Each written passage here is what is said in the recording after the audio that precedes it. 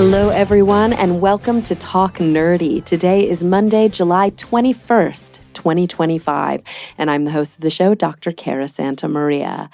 This week's episode marks number 560, and as I always say at the top of the show, I couldn't make this podcast without the support of listeners just like you. I will never charge for Talk Nerdy. If you cannot afford to pay for the show, I do not expect you to. I want this content to be free for everybody. So the way that we keep this model going now that ad sales are really, really depressed is through Patreon. Just like NPR, just like PBS, I rely heavily on the support of listeners just like you. So if you're interested in pledging your support on an episodic basis, all you've got to do is visit patreon.com/talknerdy to learn more. This week's top patrons include Anu Bhadavaj, Chuck Blell, Daniel Lang, David J.E. Smith, Joseph Lamore, Mary Neva, Brian Holden, David Compton, Gabrielle F. Jaramillo, Joe Wilkinson, Pasquale Gelati, and Ulrika Hagman. Thank you all so much from the bottom of my heart. All right, let's dive into this week's episode. So I had the opportunity today to chat with Dr. Maryellen MacDonald. She's a cognitive scientist with a focus on psycholinguistics and an emerit professor of psychology and language sciences at the University of Wisconsin-Madison. And she's written a book for all of us. It's a trade book for public consumption. It's very exciting. It's called More Than Words: How Talking Sharpens the Mind and Shapes Our World. So without any further ado, here she is, Dr. Maryellen MacDonald. Well, Maryellen, thank you so much for joining me today. Thanks. It's great to be here. So we're going to be talking about your newest book. It's called More Than Words: How Talking Sharpens the Mind and Shapes Our World. And I'm always really interested in language as the human species, as an evolutionary concept, but also as a psychological concept. I love seeing how different researchers and academics approach language through different sort of lenses. So you yourself are trained as a cognitive scientist, which means you were probably trained in a psychology department. Is that correct? Yeah, that's right. I have a PhD in psychology, but I also have a minor in linguistics. So trying to bridge those two. Yeah, that makes sense. And so cognitive science is a really interesting field because it's often housed within psychology departments, but it tends to be a little bit more neuroscience heavy, right? It certainly can be, and it can also include linguistics and anthropology and philosophy, and it tries to pitch a big tent. Yeah. And so did you know early in your career, especially when you were still a graduate student, that this was the area you wanted to emphasize? Or did it evolve out of, trying on different hats and learning different aspects of psychology? I think I did some of that foraging for what I wanted to do when I was an undergraduate and realized I liked cognitive-y things and I liked language-y things and began to refine that a little bit before graduate school, but more refining in graduate school. Almost everybody who studies language-y things as a cognitive scientist studies the comprehension side of things, and that's what I did. And it wasn't until much later that I realized that the talking side of things was super interesting. I love that. So you've had this, long, rich career. You're actually now an emeritus professor. For those who don't know what that means, because they'll often see it written next to people's names, are you still involved with the university heavily, or is it just that you kind of have put in the time and now you have this ongoing appointment? You can use it if you like, but you're focusing more on writing and kind of exploring the things that are interesting to you outside of academia now. Yeah. The emerit being the gender neutral term that many people use now. Oh, interesting. Emeritus is gendered. Thank you so much for pointing that out. I had no idea. It's Latin, us, masculine ending, and emerita is the feminine ending. And wow. For what it's worth, I use emerit, the new. I love that. I'm going to use that from now on. I always thought it had to do with it's like vitae, vita. Oh, sure. I never kind of knew which one to use, but I had no idea that specifically that was gendered. Thank you for bringing that to our attention. So lots of people have a merit status and they find their own ending about how they want to do this off-ramp to being a professor. In my case, I'm really active, not so much in the politics or inner workings of the university, but I'm writing a lot. I'm going off in a couple of weeks to teach at a summer institute for 2-3 weeks. I'm giving a lot of talks. So I'm active, and I use often the word retired with some air quotes around it, because I'm not giving up thinking and doing the kinds of work that I like to do with the things that I know about. So tell me about the writing. Is this your first trade publication? This is my first trade book. Wow. I have wanted to do that for a long time. I always liked writing. I believed I could write a very accessible book for people, and that I believe that science communication is really important, and I wanted to try to do that. And exactly what I was going to do for some time was a little unclear to me, but I finally hit on a particular take on this field of talking that I thought was really appropriate for introducing ideas to the general audience. I love that too, because you're talking about talking. Books are the written word, which is in many ways a translation of the spoken word. But you spent a career, as most academics do, writing in a very particular way, because that's what's expected. That is what gets published. And I think that there's a big range within academic publications. Some are much more readable, some are much more esoteric. But a trade publication is a completely different beast than publishing, in peer-reviewed academic journal. So I'm curious what the experience was like for you making that transition. Well, it's not immediate. It is, as you say, a completely different way of writing.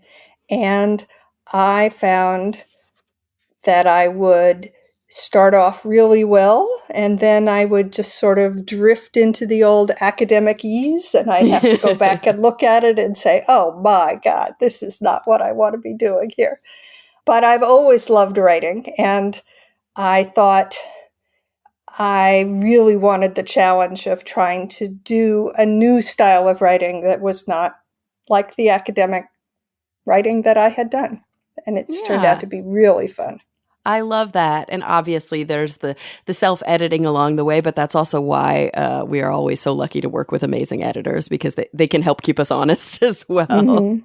So it's an accessible volume for individuals who are not academics about a lot of the things that you spent in your career, both engaging with, but also, engaging with experimentally or academically or observationally, but also the background that's necessary for doing those kinds of engagements. How did you decide what goes in, what stays out, how you were going to organize it, where to even begin with a huge kind of overwhelming concept like talking or language? Yes, it is huge. And the parts that I had engaged in as a researcher, some of them are in the book and some of them are not. I decided that some of them, even though they're very dear to my heart, and I think I did really good work there, they're a bit too in the weeds, too inside baseball, certainly important to researchers and even clinicians or so forth. But for the general audience, I had to lay them aside. And I really love these questions that authors get about how did you decide what to do and what to talk about, because it's really hard and takes a lot of thought about which subset of things do you imagine your audience is going to like, and do you imagine that you can tell in a honest but really accessible way. Absolutely. And, when it comes to understanding things that we dedicate academic careers to, there is that line that we're dancing a lot of how much is enough to really get it and how much is so much that it's just going to turn people off or it's going to confuse people. Or like you mentioned, a lot of it is linguistic in nature. It's like, how do we stay away from the academic-ese and all of the shorthand that we use to be able to speak to our colleagues without, I don't know, without excessive explanation? How do we kind of dial that back when we're speaking to a general audience? Because I've always had the view that conceptually, the media in our country, especially more recently, really does underestimate the intelligence of the viewer and of the audience. It's not a function of people not getting the concepts, but we do have to be careful with our language because most people just don't have the training that we have. And this applies to every field. Plumbers talk a certain way that I don't understand. It doesn't mean that if somebody didn't sit with me and work with me, I couldn't figure out how to fix my toilet. Right, exactly. We all have our specializations, and everybody who has some specialized knowledge, and a plumber is a perfect example, has specialized language to enable efficient communication with other plumbers and the supply desk and all of that stuff. And the act of writing a general book is to strip away all of that specialized language and being able to tell the story without that inside stuff.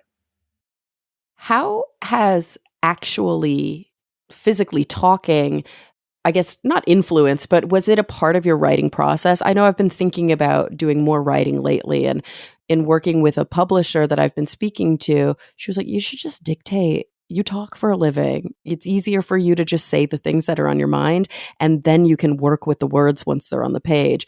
As opposed to historically, we just didn't have that technology. So we had to physically sit down and write with our fingers, hope that what's in our minds would kind of flow through us mechanically to the page. But those are different processes, talking and like typing or writing by hand, aren't they? That's right. Speaking and then writing are very different, and then Mm-hmm. listening and reading are very Mm-hmm. different too. I got thinking about this a lot when I recorded the audiobook of my Mm. book, which was harrowing and exhausting and allows no mind wandering at all. Otherwise, you make a million mistakes instead of just 100,000 mistakes. It's just at the end of the day, you're completely wrung out and drained. But sometimes when I did have mind wandering, I would realize, oh, this isn't the best sentence for the listener. It's kind of long and it looked great on the page, but it it lands a little bit differently in the Mm-hmm. audiobook. So there's definitely writing and reading and listening and talking are not all exactly different sides of the same coin. Yeah. But it's not, in your case, a terrible idea to try to start out with dictating if you think that that's a good strategy. I did sometimes when I just had something I knew how I wanted to say it. It might have been related to something I'd said 100 times in lectures or something, and Mm-hmm. I just say it, and then you edit it later, and you are going to edit it later to sound probably different than the Mm-hmm. way you dictate. Absolutely. Yeah, it is interesting to see dictations of speeches or to kind of compare the difference between how people speak and how people write, because sometimes, you know, perfect grammar doesn't translate to what your ear wants to hear. And sometimes the way that we talk can be, especially like great orators, you can read their speeches and they're so impactful, but they don't, I don't know, they don't read in our heads in a way that feels as sophisticated or appropriate, but they just come across so well in the voice of the speaker. Yes, that's totally right. And in another part of my life, I study this difference between what is often called book language and speech, and it's an important milestone for young readers to realize that books are really different from the way speech works. And there are kids who can read individual words, but haven't had enough exposure to books yet to be able to kind of understand the whole sentences. Hmm. Oh, it's fascinating. So tell me a little bit more about I guess I don't know if I want to start with your research or I just want to start with what you did include in the book, but this concept of talking and how talking is I don't know, is it a form of language? Is it a manifestation of language? But how is talking unique? Sure.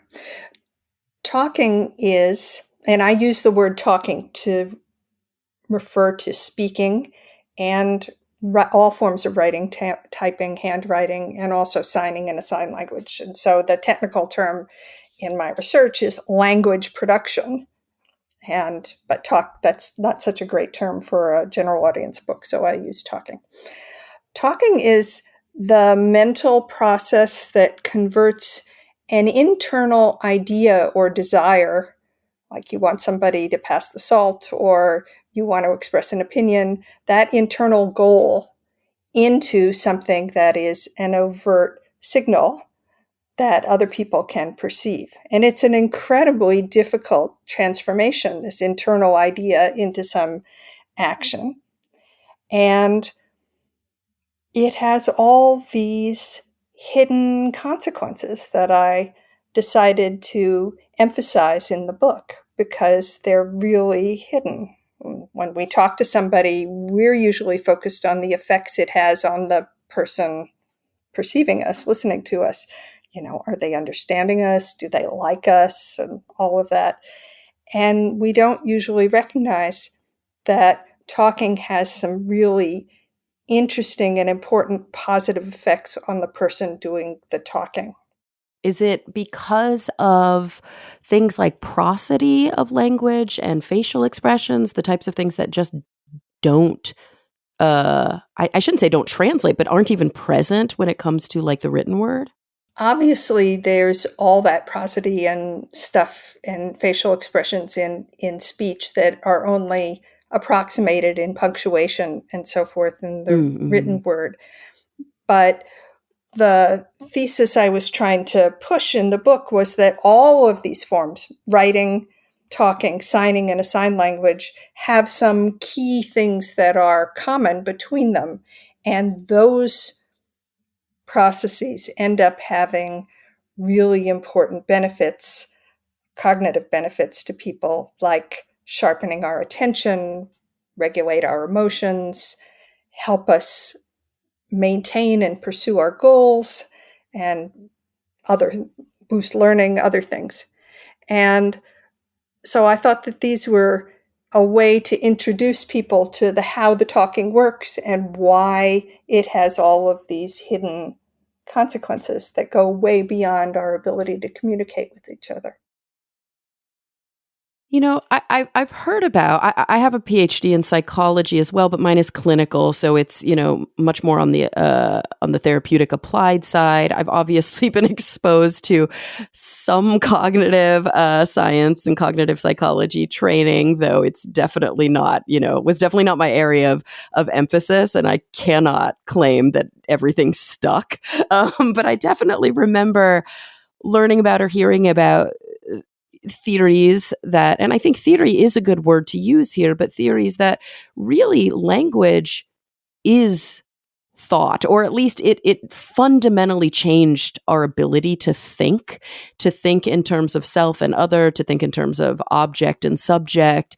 And it's this deep, I guess, argument that if human beings hadn't developed speech, we may not have developed such sophisticated cognition. But how do we know that? Like, how can we know that?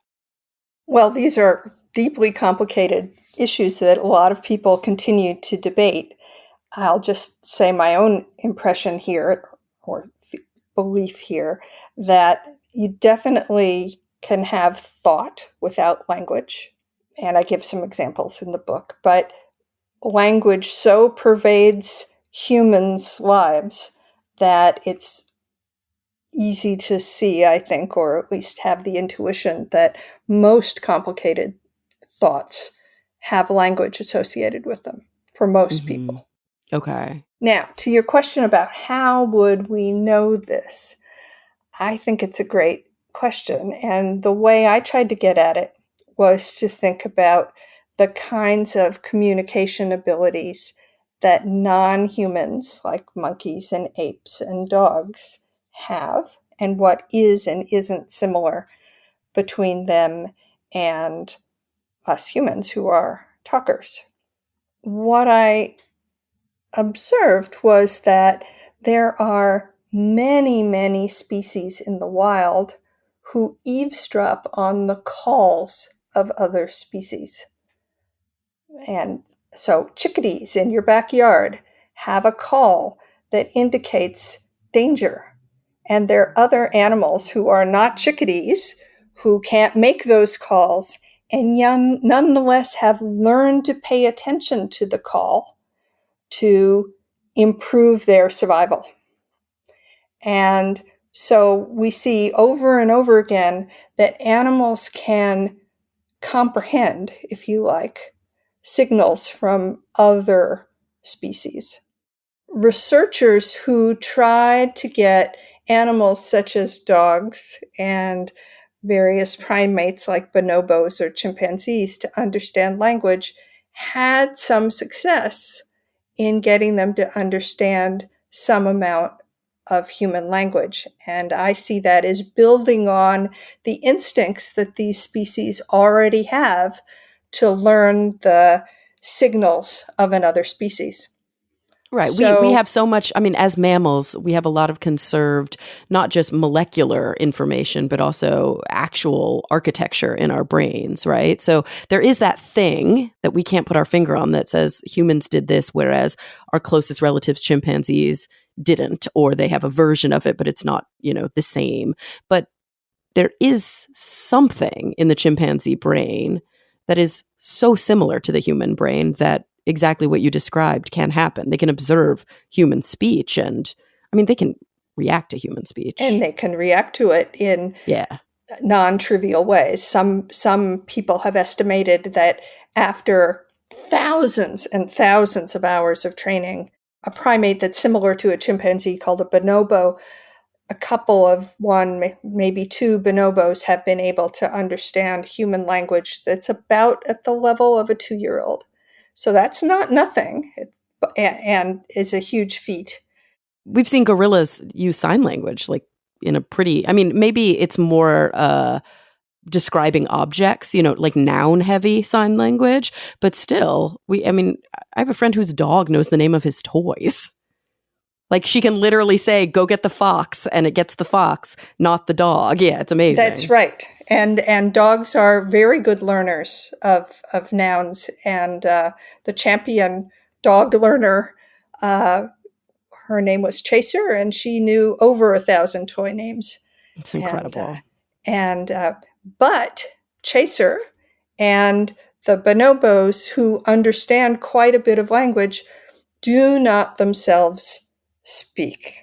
Now, you just talked about gorillas signing, and it's true that gorillas and chimpanzees have been observed signing. Careful observations of those animals have suggested that they are not anywhere near like their comprehension ability. They are clever tricks to get things. So a dog, will roll over to get a treat.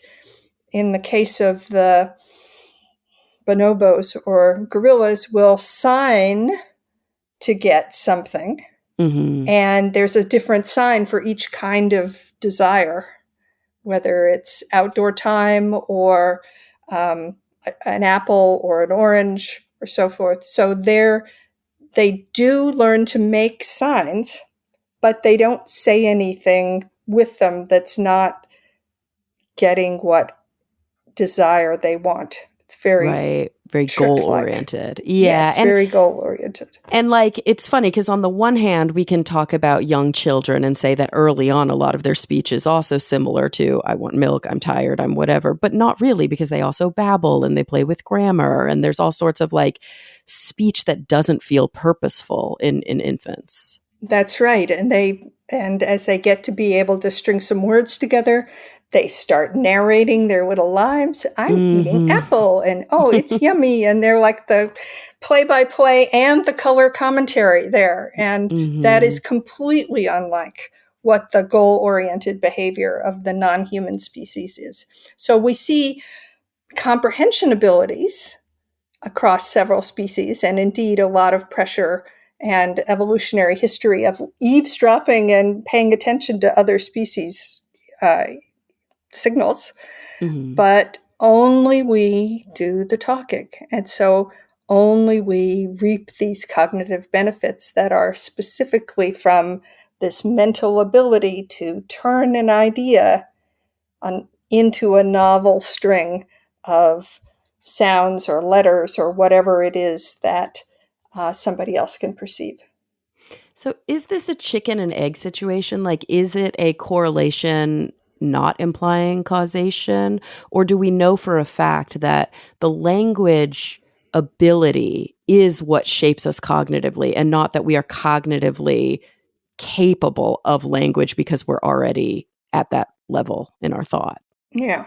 Well, I think these are very hard things to prove. You cannot raise a child without language and find out what their cognition is. Right. There are all sorts of ethical limits on experiments. I would say that the apes that were intensively trained with language and learned to comprehend some of it do not have the transformation that we see in humans with their speech. And so I think it's a reasonable hypothesis that needs more verification, however we might manage to do that, that the actual act of communicating, which has these particular properties that are different from simply knowing or simply comprehending a language, have these cognition boosting capabilities. So tell me about this concept, and I'm just thinking of this because it comes up a lot on another podcast that I work on, and it's, I don't know, it's always kind of fascinated me as a theory.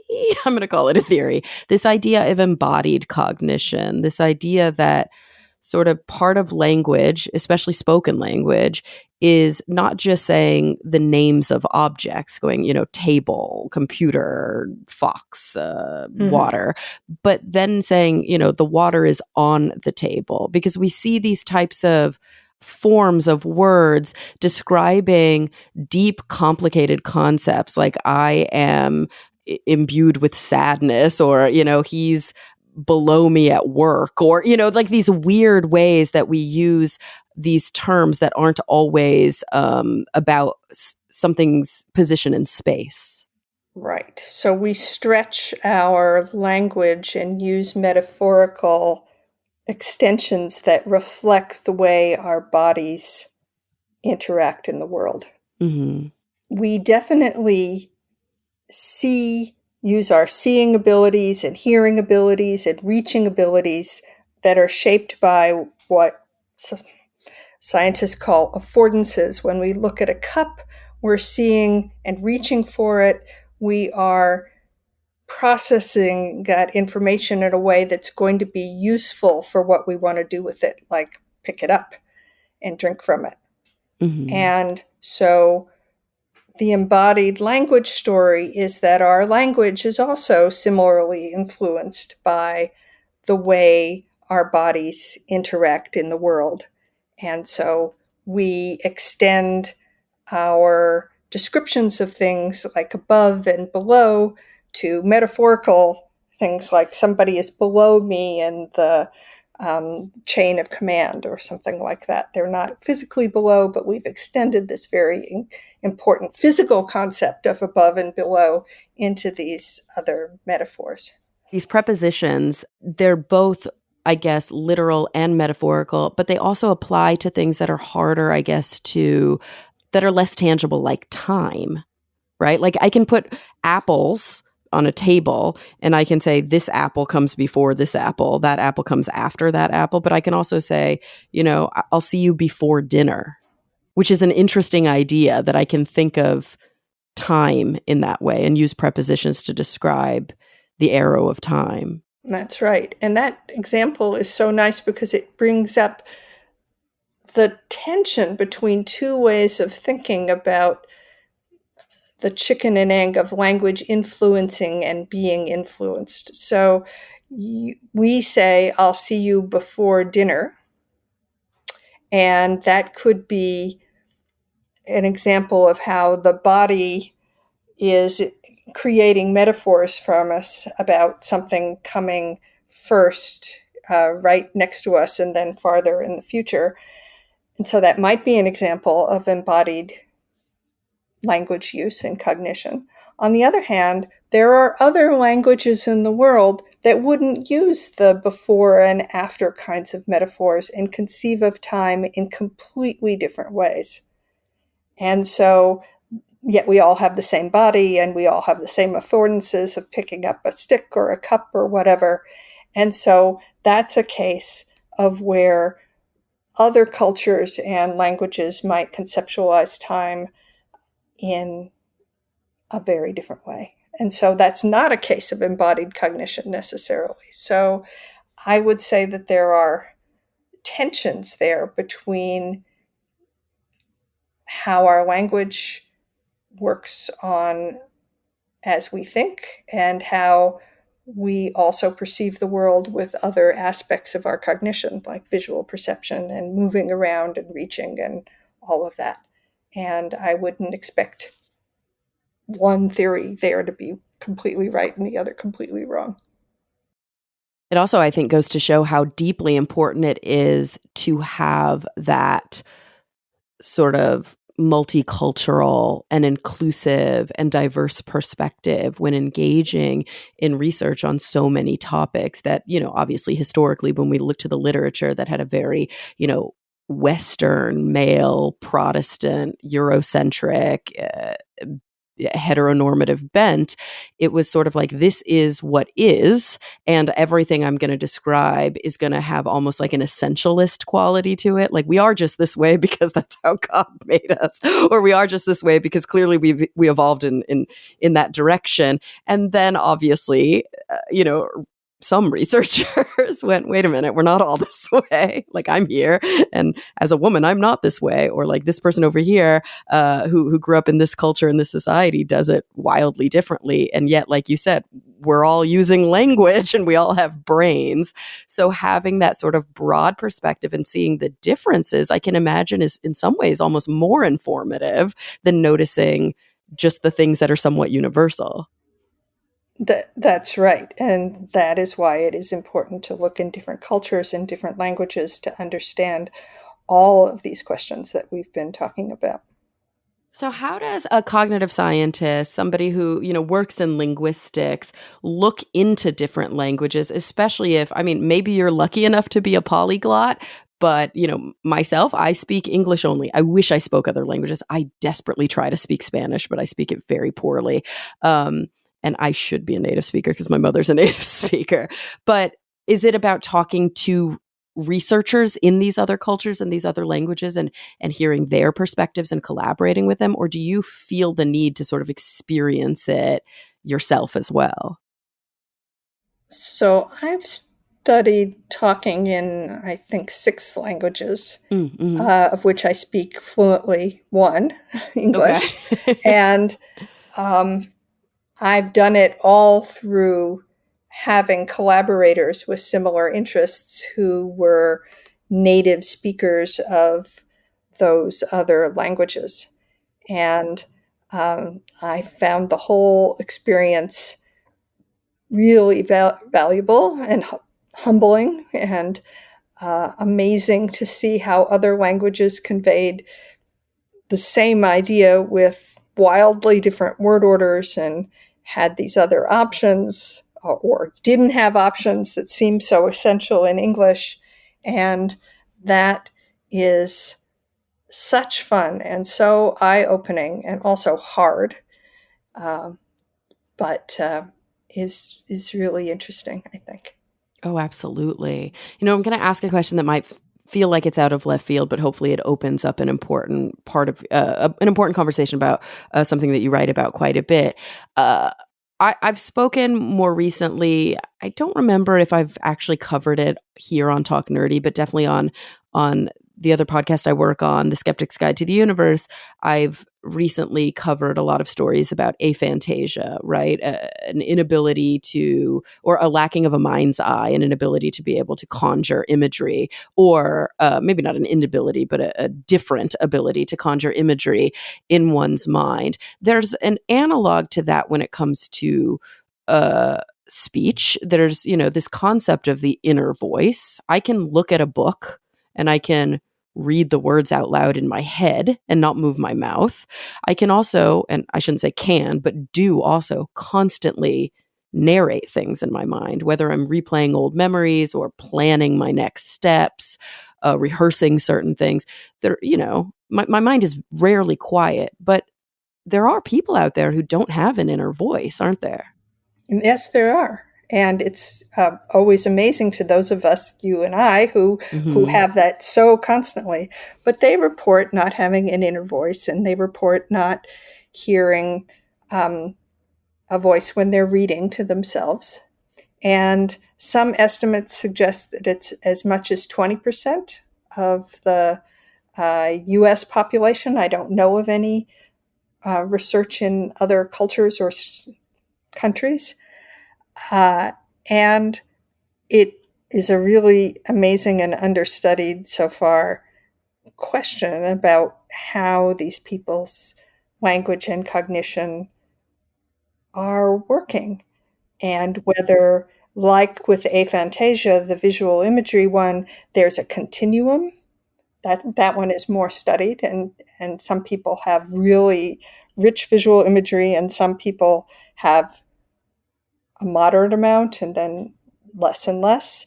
So one question I have for the language equivalent is whether that also is a continuum, and we just don't know that yet. But there's clearly differences, and it's striking to me because I think many of the benefits of talking can come from just talking to yourself in your head. And so I'd really like to know whether people who don't report the inner voice also have some of those benefits. The inner voice is the feeling that you've got all the way to planning the pronunciation of what you're going to say, but you don't actually do it.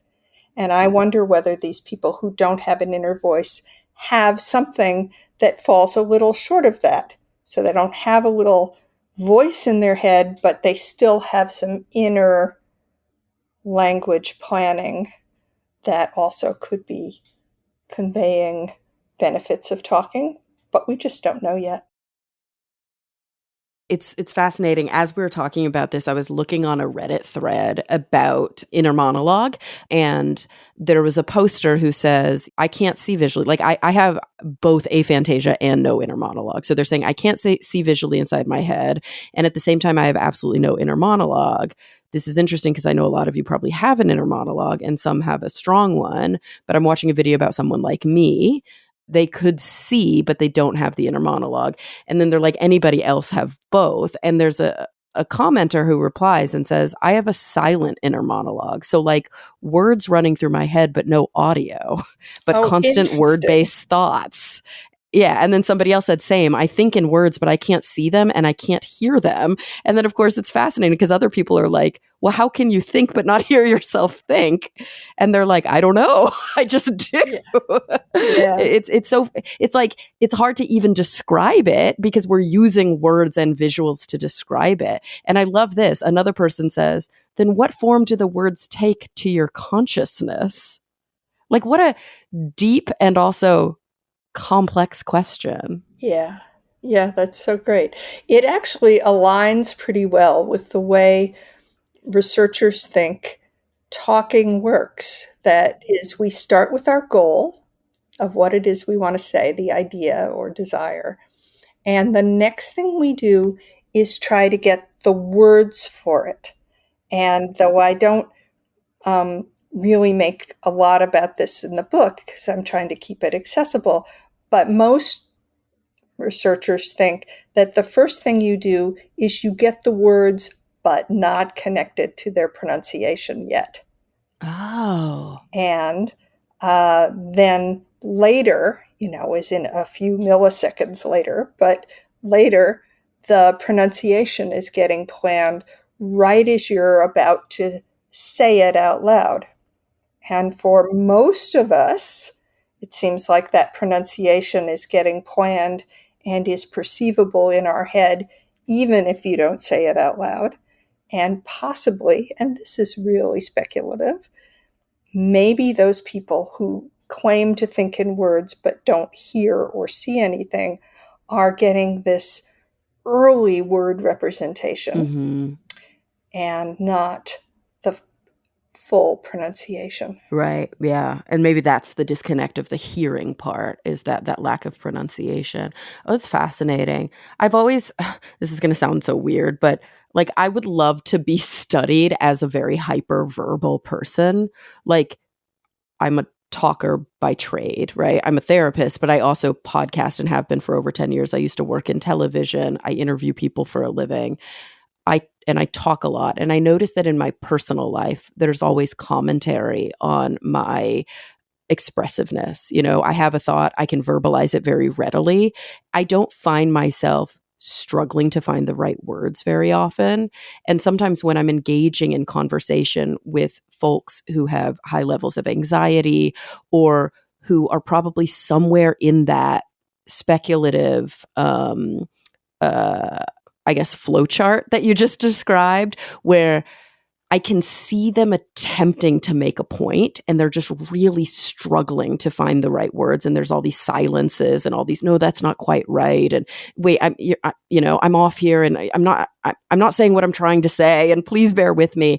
And I've always found that type of communication fascinating because it's not something I struggle with personally. And I don't know how much of that is just practice. I'm very lucky. This is what I do for a living, so I practice it constantly. Or how much of it is innate, or if we are just, it's nature, it's nurture, it's all the things we always talk about. It's probably both. But I do think that there are different parts of a continuum when it comes to verbal, I guess, confidence. I don't know if that's quite the right word. Well, confidence comes from skill for sure. And I would say about the nature nurture question, of course, you're probably always were high verbal, raised in a high verbal environment, and you now have enormous amounts of practice being verbal. And that fluency is, of course, both nature and nurture, but the practice is really important. And that is really key to maintaining fluency. And the example that I use for this in, oh my gosh, I'm being non-fluent now as I'm It being happens. non-fluent. So the example that I use in my book about practice and fluency and all the benefits of talking is people who are retired, because once they're retired, their social circle shrinks enormously. And they used to talk about stuff in the office, and they talked about stuff at home, and then they talked to their friends. And they had this sort of well-balanced diet of talking. And many people find that when they retire, they have far fewer people to talk to. And talking is really a wonderful brain stimulator. I call it a desirable difficulty. And if you don't exercise that, you will be losing some of the cognitive benefits of that. And so I have talked in the book about ways that we could get retired people talking more and integrating with other people.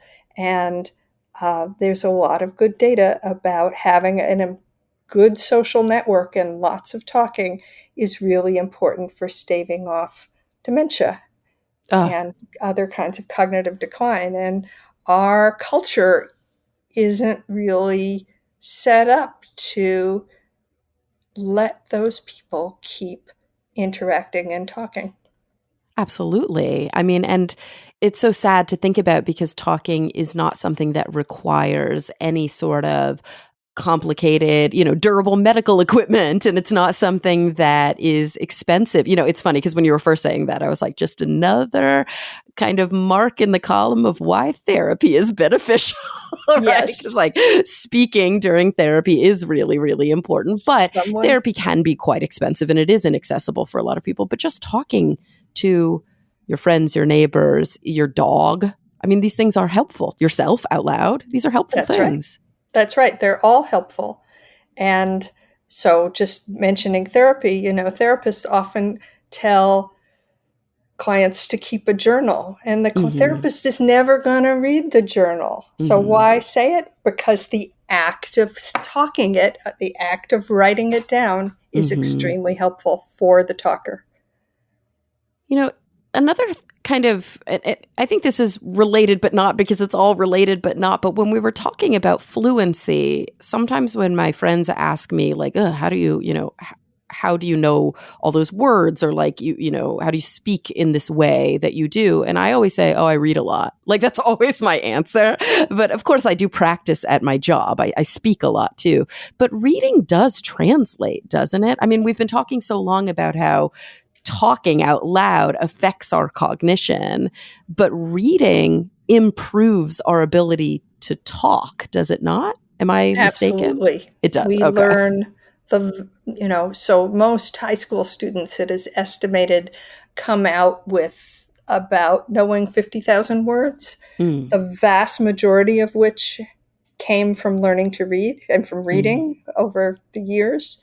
And you probably know more like 100,000 words because you're a person who read actively, and all of that reading produced all of this wonderful vocabulary. Occasionally somebody's told you what something meant, or occasionally you've looked it up in the dictionary, but those are the rare cases, and the reading is the really wonderful booster there. Yeah, I think you're right, because I also do the crossword almost every day, and sometimes I come across words I don't know and I do look them up, but I find that those words don't come into my common discourses often. It's much more that they're just words that I see over and over, and I see them in context. And I think that's the important part. So even if I'm not the type of reader who takes notes in my books, looks things up, writes in the margins. That's rare for me. I remember having a partner once who did that when we were reading in bed at night. And I was like, you read with a pen in bed at night? Like, come on, man, you're not doing homework. And he was like, well, but I want to remember these things and I want to commit them, to memory, and I want to understand them. And I was like, my view is always just, if you just read a lot, the things, it's like it separates the wheat from the chaff, right? Like the stuff you're going to use just floats to the top. And over time, it just becomes really, really it's a quantity thing. But I don't know, maybe that's not, an appropriate perspective, or maybe it's just that's what works for me. Yeah, it's what works for you, and also what works for you doing what you want to do. So if you decided you were going to write a book about mushrooms, say, you might actually have a pen in bed when you're reading the mushroom books. Yeah. But in other cases, you can let it build on your own background knowledge and just come to the top. Yeah. You're right. Like, I think if there's, an assignment in front of you, there's intentionality and attending that is more thoughtful. But in navigating life, I try not to overly manipulate the knowledge that I gain. I just watch a lot of documentaries. I read a lot of books. I engage with a lot of very smart people. And I hope that the stuff that sticks, and the stuff that doesn't, maybe it doesn't for whatever reason. Maybe that's just not an area that I'm attending to or that I find overly interesting. So I'm not connecting it to as much stuff that's already in my head. I think that makes sense. And that's how most of us go through our lives when we don't have a pen in our hand. And right. And when we're talking, we don't often have a pen in our hand, right? Like so often we're observing, we're engaging, we're repeating. How are there I hate this like hacky kind of, 10 quick tricks to improve our blah, blah, blah. It's such the way that we are marketed to nowadays. But are there things that we can do in our verbal lives that will improve our cognition, or is it just about talking? Like, should we be repeating things multiple times when we hear them? You always hear these tricks like, I cannot remember people's names to save my life. But when I first meet somebody's name, I might say it multiple times in the first several sentences in the hopes that it'll stick a little more. I have no idea if it works. It probably does work at least a little bit. Okay, that's good. I think that's the best advice that people give about how to remember people's names. And yet, of course, you have to remember to do that. That's another issue. So in terms of, certainly there are things people can do that help them stay sharp. But talking is a really good one. And a lot of the ideas that are given for how to help people stay sharp involve talking in a certain way. You want to remember to go pick up cousin Sue? Well, write it down. Well, that's a form of talking.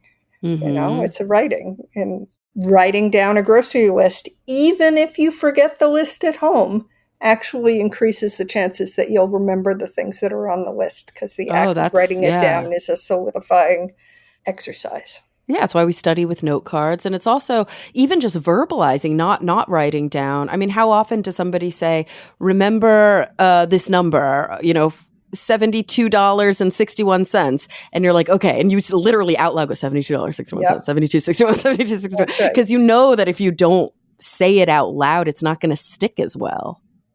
And that's right. And that's so fascinating that talking, saying it out loud or writing it down really boosts our learning and our memory, because the education establishment is really designed to let everybody shut up and not You're talk. right. Yeah. And so this is another place where I think talking could have many, many benefits if society only let us use them more. Yeah, definitely. So what are some of the things that you describe in your book? Because your book is for a non-academic audience. It's just fundamentally interesting, right? Like most people who read more than words are just going to be interested in some of the things they maybe didn't know, or maybe they understood obliquely or vaguely, but now can put words to these concepts and these phenomena.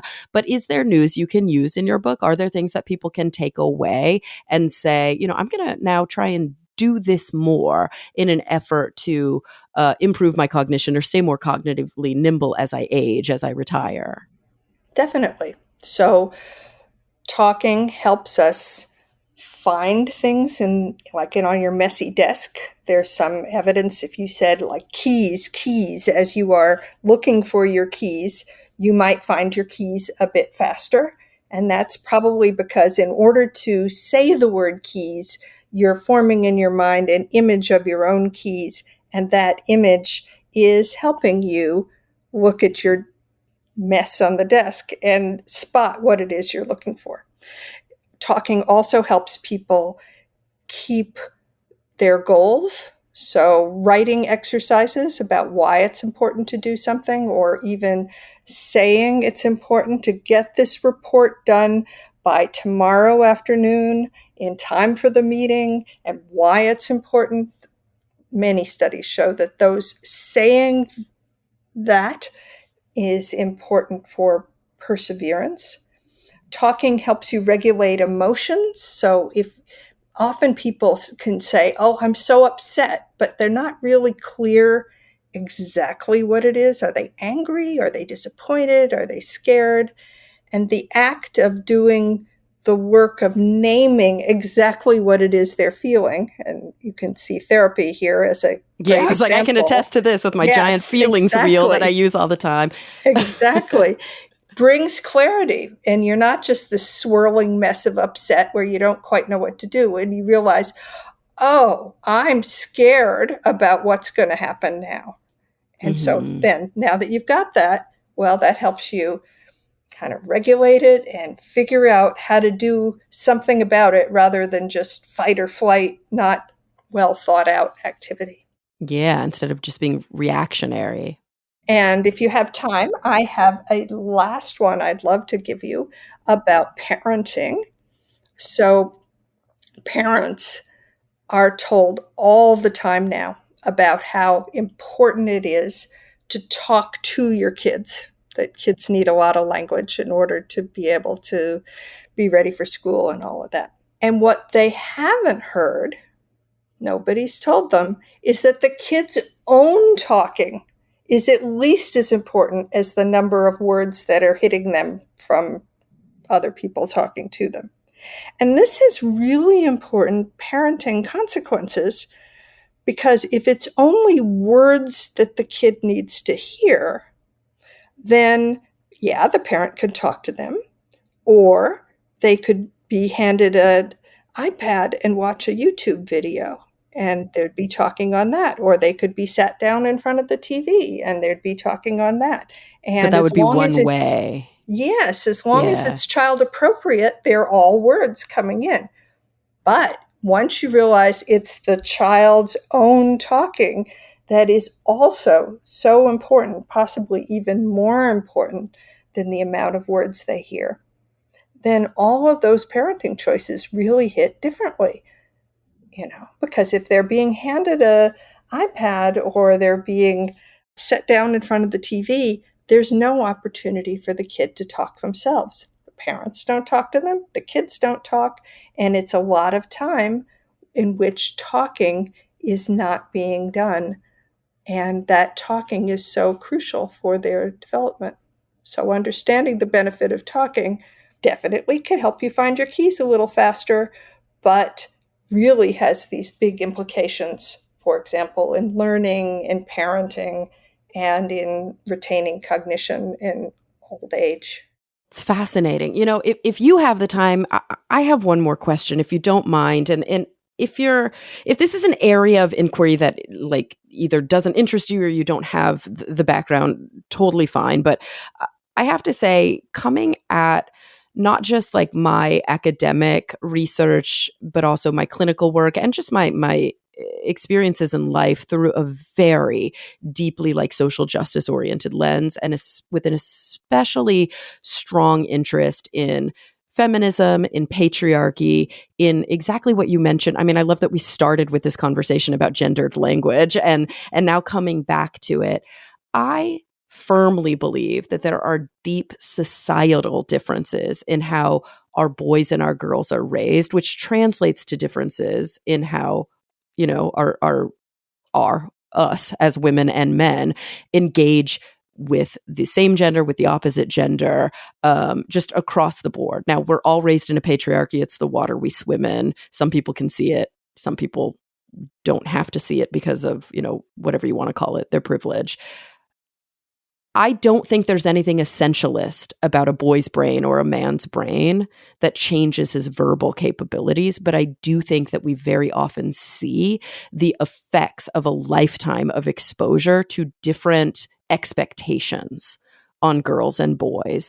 And I'm curious what your thoughts are about gendered speech. And I'm not talking about, gender distinctions in speech, but how men and women or boys and girls utilize speech because of how they were raised and because of what they were exposed to.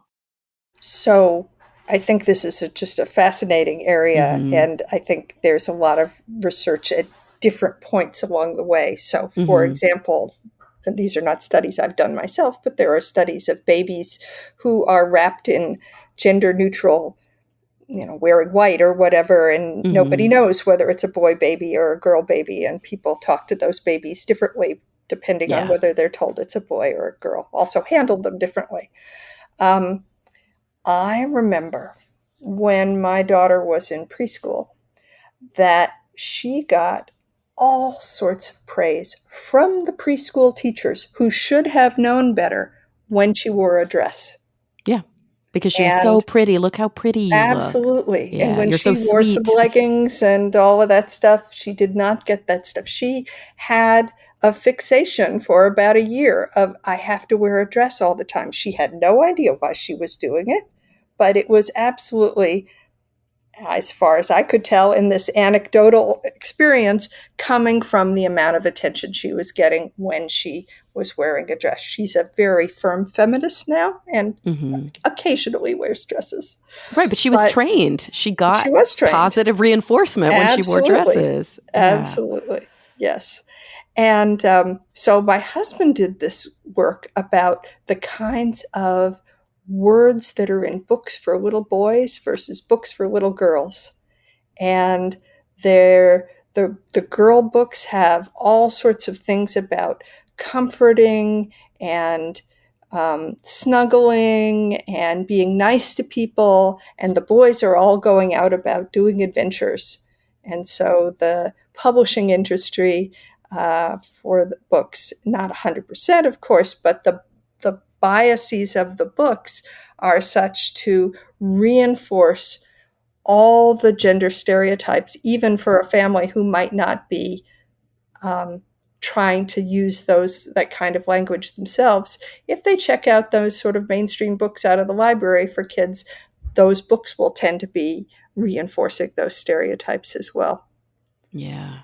It's not a big leap to think about how that translates into self-concept, capabilities, growth versus fixed mindsets, all these different ways that girls are taught and become women who are reinforced to be carers, to be, in some ways, I think, some psychologically damaging ways, almost neurotically concerned about the feelings of everybody around them, managing the egos of those around them, and that very often boys are raised to be men who aren't even aware of the feelings of those around them, that their sort of engagement with the world is paramount. And it's such a fundamental gender difference that people do often think that it's essentialist in nature, but it's so trained. Right. It doesn't mean that there's not innate individual differences, but it does, or maybe there aren't, but it does mean that there are enormous experience differences that are very hard to see unless people start looking. Yeah, and point them out. And I think my two favorite examples are based on some research that I've read. One that talked about men and men versus men and women versus women and women who were brought into a room and said, you know, there's nothing in the room except a couple of chairs. And they're like, we'll be right back.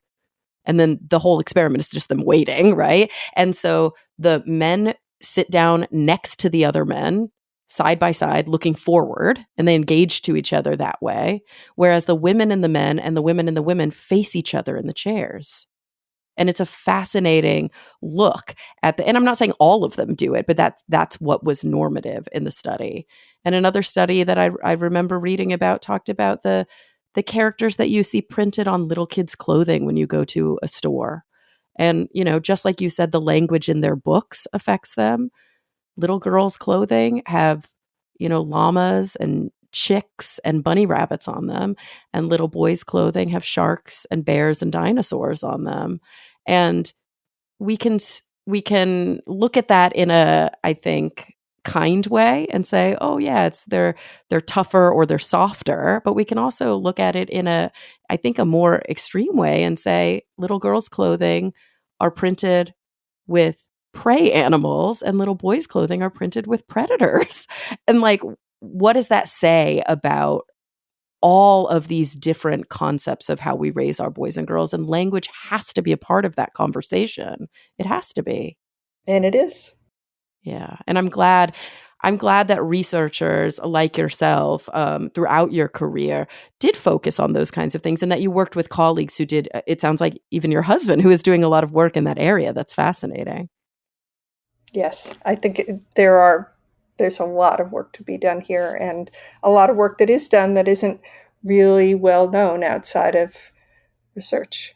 Absolutely. Yeah, absolutely. And that's a big part of what we're doing here on this show is I love to interview folks just like you, folks who have a foot in both sides of this of the scientific endeavor, one foot in academia, in what, is often pejoratively called the ivory tower. You can read the academic-ese, you can contribute in a very meaningful way to the literature, but you also have a foot firmly planted in the world of science communication and the science of science communication. You understand language in a way that a lot of people don't, because they didn't dedicate their lives to it, and you can use that to help engage folks with this information that personally, I believe we all have a right to have the access to. It shouldn't be kept from us. It should be freely and openly and democratically accessible to every human being on the planet. And it's so wonderful that you took the time, especially in this kind of phase of your career, to sit down and do the very hard work of writing this book, of engaging with these issues and doing it in an accessible way that we can all benefit from. Well, thanks. I've enjoyed it. Absolutely. And the whole hour that you spent, more than an hour, which it's been a while since I've gone this long on a show. So clearly I was very engaged. I'm just so grateful for the time that you spent with us today. Thank you so much for joining us. It's been totally fun. Thanks a lot. I'm so glad. Everybody, the book is More Than Words, How Talking Sharpens the Mind and Shapes Our World by Dr. Maryellen MacDonald. And everybody listening, thank you for coming back week after week. I'm really looking forward to the next time we all get together to talk nerdy.